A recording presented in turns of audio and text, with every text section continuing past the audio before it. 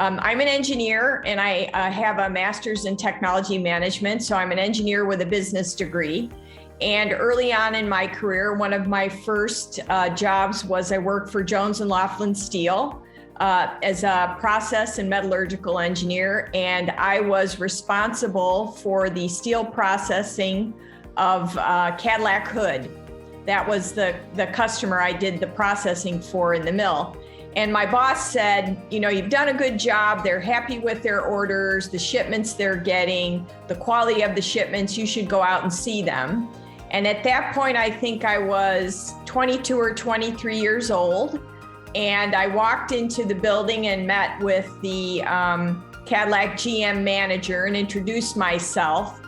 And he called my boss and said, "Is this a joke? There's this little red-haired girl here who says she's responsible for all the processing, the 3 or 4 or 5 tons of steel we get every week. And I think you're playing a joke on me." And my boss said, "No, that's the person and you need to deal with her, not me." So I would say that was probably the first bias I saw. I worked in steel and also defense for Honeywell. And in those industries, I was kind of the anomaly. I was the only one. And then when I moved to healthcare and I went to work for a company that was Advanced Cardiovascular Systems, which became Guidant, my first day of work, I came home and I said to my husband, "I'm not an anomaly. Half of the population at work is just like me." And that was great. And the learning there is that you have to seek out diverse people, diverse opinions. It makes whatever you do richer, better. More inputs are taken. And that's how you kind of overcome this bias. And I think we all come to situations with bias and we have to admit that and keep kind of working against it. Just be open to things, really.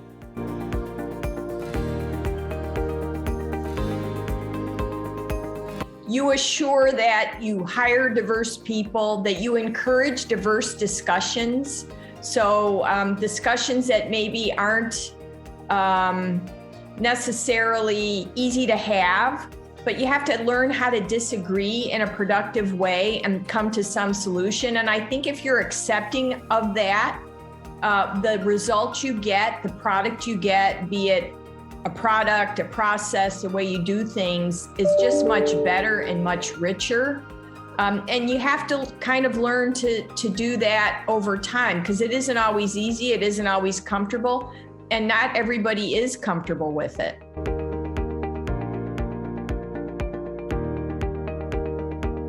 Well, there are probably a couple things. One is that I have a 38-year marriage to my best friend, Charles Huss, who was ahead of his time when we got married and asked me to take his last name, didn't assume I would, and I liked it better than mine, so I took it. So I'm very proud of that.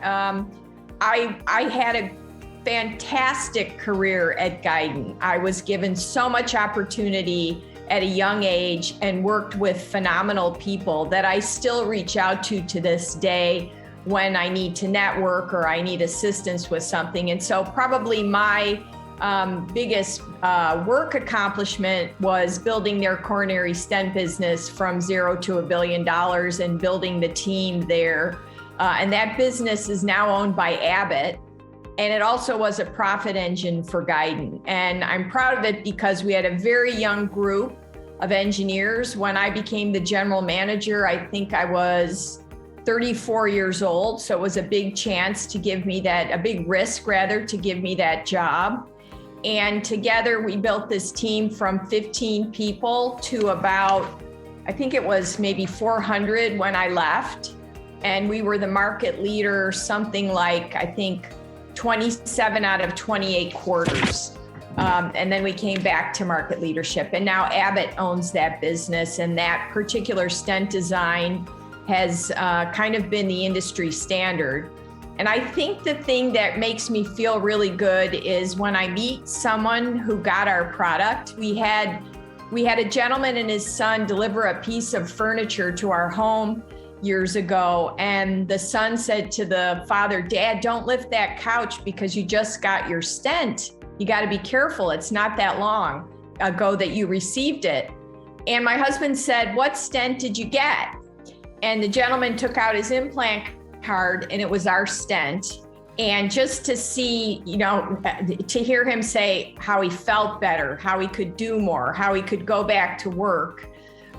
When you meet somebody like that, you meet a patient who has gotten your device and has done well, that's pretty impactful.